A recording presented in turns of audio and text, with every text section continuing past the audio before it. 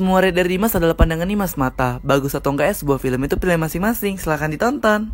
Halo guys, makasih udah klik video ini. Jadi kali ini Dimas akan ngerekomendasiin sama kalian 20 film horor yang menurut Dimas bagus dan cocok banget bagi kalian yang ingin nonton di fase karantina.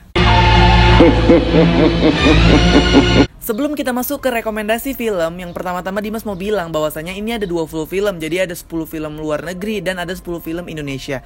Jadi kita main kayak berapa kalian yang tahu filmnya atau udah nonton. Kalian bisa tulis aja catatan kecil kalian udah berapa kalian tonton atau udah semua, misalnya 10/20, 15/20.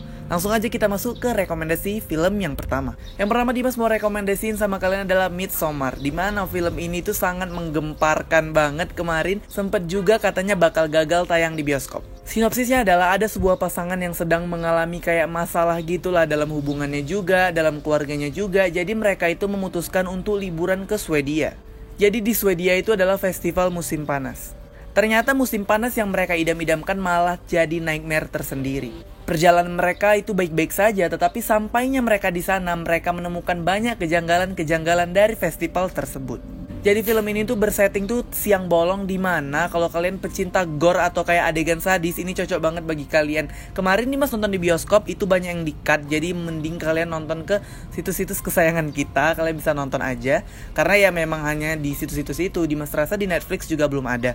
Oke, yang kedua adalah Ready or Not. Sinopsisnya adalah di mana Grace ini ingin menikahi seorang pria, tetapi pas sampainya dia di rumah tersebut, mereka harus mengadakan ritual, di mana ritual itu kayak permainan gitu. Kebetulan si Grace ini dapat tantangan di mana dia harus bersembunyi dan anggota keluarganya semua itu mencari dia. Tapi kalau misalnya anggota keluarga tersebut tidak menemukan dia sampai pagi, maka mereka semua akan mati. Tapi mereka mengejar Grace dengan menggunakan alat atau senjata tajam. Jadi bagaimana endingnya, ini merupakan film yang menurut Dimas mind blowing banget, cocok banget bagi kalian yang ingin nonton. Selanjutnya adalah It Chapter 1 dan It Chapter 2. Di mana ada seorang anak bernama Billy, dia mempunyai adik dan adiknya itu tiba-tiba menghilang secara misterius, ternyata diculik badut.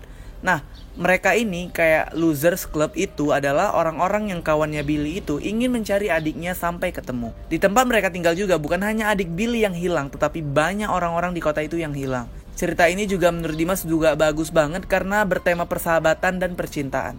Semua paket lengkap kesedihan juga ada di film ini, jadi tidak semata-mata hanya film horor. Yang keempat adalah Us. Jadi ini Dimas gak mau ceritain, soalnya kalian pasti nonton aja lah langsung karena ini bagus banget, di mana orangnya itu bisa double, tapi disitulah ceritanya terungkap. Kalian wajib nonton.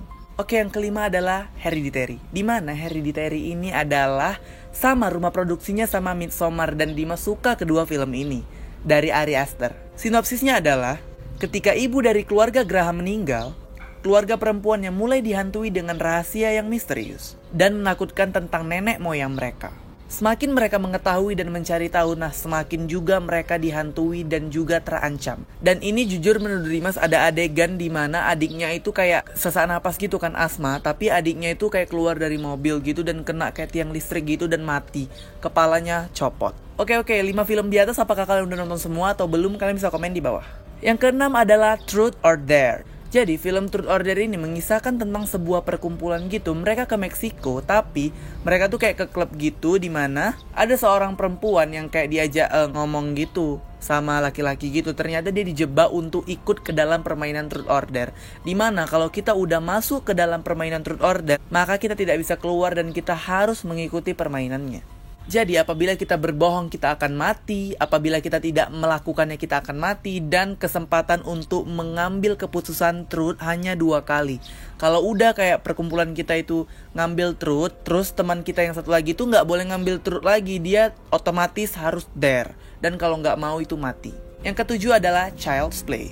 Jadi sinopsis dari film ini adalah ada seorang ibu dan anak, dan hanya mereka tinggal berdua di sebuah apartemen, dan ibunya ini kayak kerja parubaya gitu di tempat kayak supermarket gitu.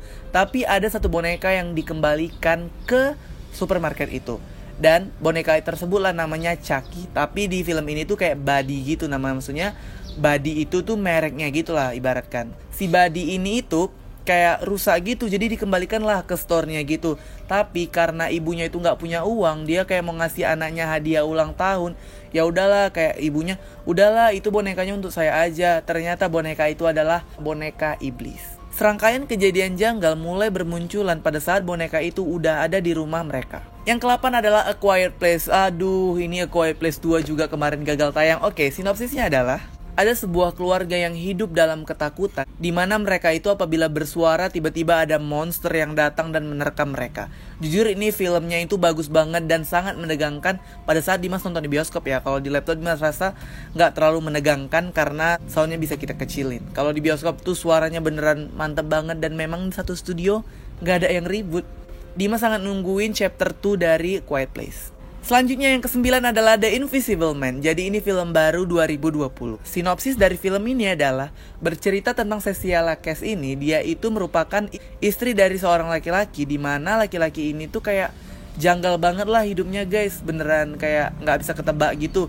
Nah tiba-tiba dia bunuh diri dan katanya Cecilia Cass ini itu diberi warisan gitu. Jadi kayak warisannya untuk dia lah. Ada sosok yang tidak dapat terlihat dan memburu dia kemanapun dia pergi. Jadi ini sebenarnya bukan hantu lah, tapi lebih tepatnya ke thriller. Tapi karena memang gak nampak, ini bisa lah jadi kayak film hantu. Bagi kalian yang belum nonton film The Invisible Man, Dimas rasa kalian wajib nonton film ini. Karena film ini sangat menegangkan dan juga mantap. Yang ke-10 adalah The Mummy atau The Mummy. Sinopsisnya adalah, setelah serangan udara ke markas musuh, Nick Morton menemukan situs makam Putri Ahmanet yang terkubur di bawah padang pasir. Saat iblis sang putri bangkit kembali, Nick ini harus berjuang menyelamatkan diri. Jadi ini Dimas nonton itu serem banget. Dimas nontonnya di bioskop juga guys, kalian wajib nonton. Nah dari 10 film barat di atas, di mana yang udah kalian tonton, kalian bisa komen di bawah. Sekarang kita masuk ke 10 film Indonesia terbaik menurut Dimas. Oke, yang pertama adalah Rumah Darah. Jadi Rumah Darah ini sinopsisnya adalah ada sekelompok orang yang kayak naik mobil gitu, tiba-tiba terus di pinggir jalan kayak ada sosok perempuan dan mereka nggak tega dan mereka mengantarkan perempuan itu ke rumah. Disampainya di rumah dia, banyak kejadian janggal yang terjadi karena kayak dari tatapan mamanya itu serem banget.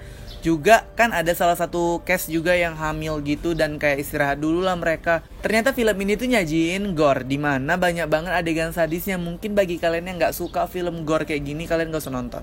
Jadi yang dimaksud dengan gore di film ini adalah film ini tuh kayak banyak cucu-cucuannya, banyak adegan-adegan yang sadis lah bisa dibilang. Yang selanjutnya adalah Sebelum Iblis Menjemput ayat 1 dan ayat 2. Kalian bisa nonton reviewnya ada di bawah, kalian scroll aja atau kalian bisa ketik Sebelum Iblis Menjemput ayat 1 Dimas AGR.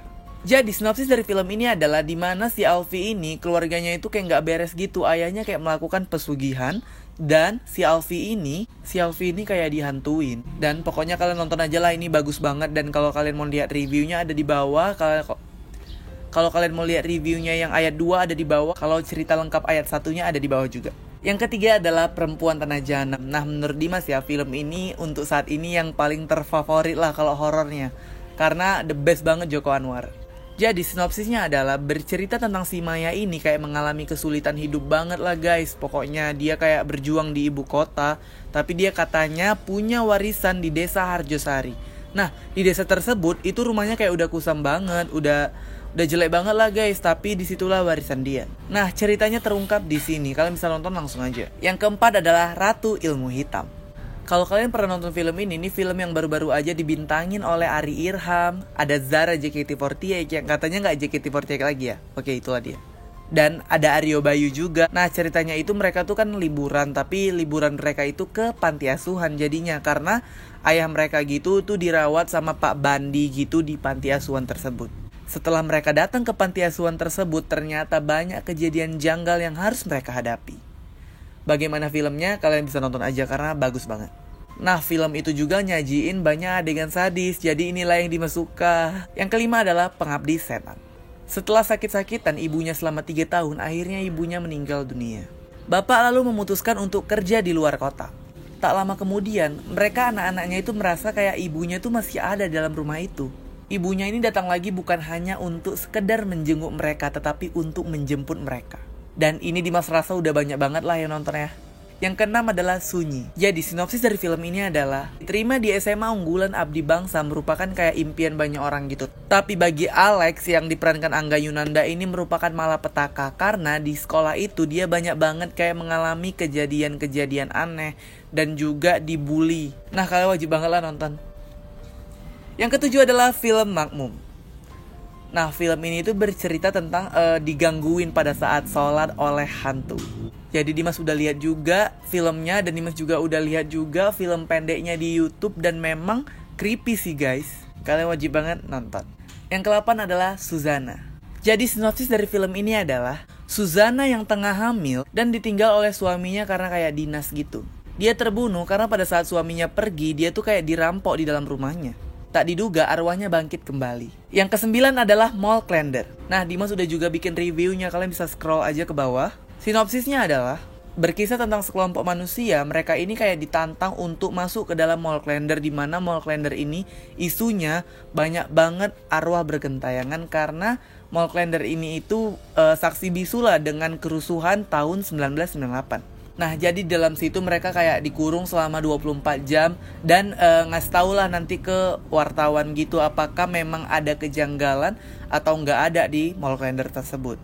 Ternyata mereka menemukan banyak kejanggalan dan mereka mengungkapkannya sama wartawan. Banyak banget arwah bergentayangan karena mereka kayak mati terbakar hidup-hidup karena pada saat itu kayak penjarahan dan langsung mulai dibakar begitu aja. Yang ke-10 adalah The Doll. Mengisahkan tentang sepasang suami istri yang baru menikah gitu, dan kayak suaminya tuh kayak kerja bangunan gitu tapi mandornya gitulah. Dan suaminya itu menemukan sebuah boneka dan dia membawa pulangnya. Dan akhirnya boneka tersebut itu menjadi malapetaka bagi keluarganya. Nah, dari 20 film di atas, mana film yang udah kalian tonton? Kalian bisa komen di bawah. Dan kalian mau Dimas rekomendasiin film apa aja lagi, genrenya apa? Karena ini kayak hanya sebagian banget lah untuk film yang bakal Dimas rekomendasiin. Dimas bakal ngerekomendasiin film-film lainnya dengan genre yang berbeda. Makasih udah lihat video ini sampai habis. Sampai jumpa di video berikutnya. Bye-bye.